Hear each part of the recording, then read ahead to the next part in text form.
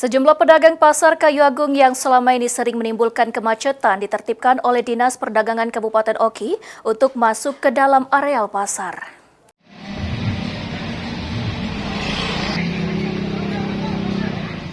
Jajaran Dinas Perdagangan Kabupaten Oki dan pengelola pasar Kayu Agung melakukan penertiban ke sejumlah pedagang. Penertiban dilakukan karena banyak pedagang yang masih menjajakan dagangannya di luar kios atau secara kaki lima, sehingga mengganggu ketertiban pasar. Kepala Dinas Perdagangan Oki, Sahrul Sobri mengungkapkan, banyak pedagang yang sering berjualan di kaki lima sehingga menimbulkan dampak negatif, seperti kemacetan lalu lintas pasar, sampah berserakan di mana-mana, dan banyak saluran air yang tersumbat.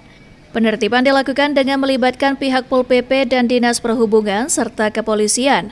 Sejak 1 minggu terakhir, diklaim pedagang sudah mulai tertib dan menempati los yang sudah disediakan. Oke, baik. Jadi kita sekarang program kita dalam rangka penertiban pasar. Ya, penertiban pasar ini salah satu daripada atensi Bupati, bagaimana pasar kita ini bagus, rapi, indah, pembeli nyaman, penjual nyaman.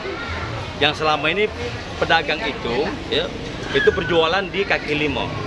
Kalau dia berjualan di kaki lima, maka dampak negatif dari itu adalah pertama kemacetan. Ya. Kedua, sampah di mana-mana pasti kumuh. Banyak parit-parit itu yang sudah tersumbat. Ya. Oleh karena itu, sementara ini kosong, tidak difungsikan. Ya. Oleh karena itu, maka kami dari Dinas Perdagangan bekerja sama dengan Pol PP, Dinas Perhubungan, bagian APSI, ya, dan semua anggota yang terlibat di sini, termasuk Polres, termasuk Kodim, ini kita satukan untuk bersama-sama kita penertiban pasar ini.